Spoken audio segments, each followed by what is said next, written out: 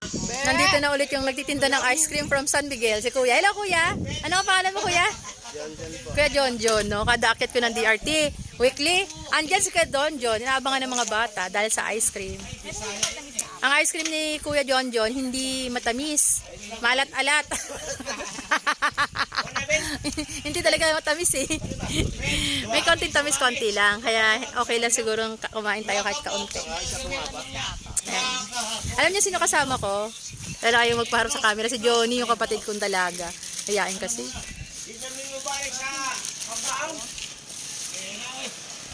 Hindi pa tapos yung pinapagawa sa DRT. Nahlalo. Karing.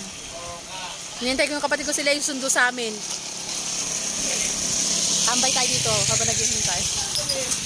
Yung mga gumagawa nating laborer, nandun. Hindi pa tapos sa ginagawa nila. Kulang-kulang ang materials. Unti-unti ang bili. Ang init, ang itim-itim ko na. Kabalik-balik sa hardware sa Sibol. Sibol is San Miguel, you know. Ito yung ice cream ko, Kuya. Hello, mga anak. Gusto niyo ice cream? Delivery kayong tita. May ice cream na kayo? Kaya bigyan mo sila tig-20, silang tatlo. Bayaran ko. Ay, meron ako mga baby kids dito, oh. Johnny nagtago. Ice cream mo, girl. Ang ice cream ko. Kaya bigyan mo sila tig-20. Ang laki. Hindi ko ito mauubos. Ikaw umubos ito, girl.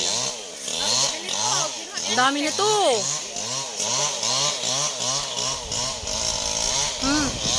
Ang sarap. 20 pesos lang.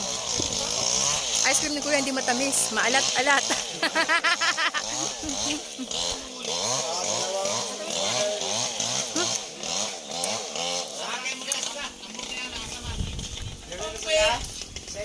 Hindi talaga ako makain ng ice cream. Hindi ako mahilig sa ice cream. Pero natikman ko yung ice cream ko nakaraan linggo. Hindi matamis. Bumili-bili ako. Ay ko.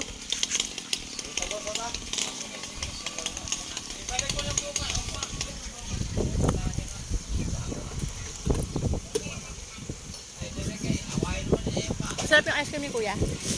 Ha? Masarap? Anong pangalan nyo? Hello naman kayo dyan. Hello. Mga kapitbahay ko yan dito sa DRT, mga bata.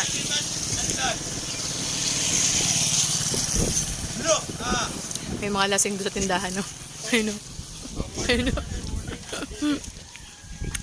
100, no?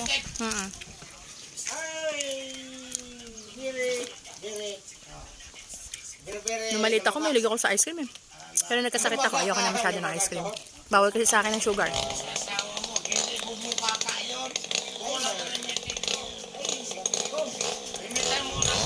Si ate mayaman to. Lahat ng trabaho meron to. Kulang na lang dito hardware. Ang pangalan mo ate? Jobilin. Ate Jobelin. Mayaman to si ate Jobelin. Lagi ako nakatambay dyan sa tindahan niya. Kasi meron siyang piso wifi. Ate Jobelin, magkano kinikita mo sa piso wifi? 8,000 naman.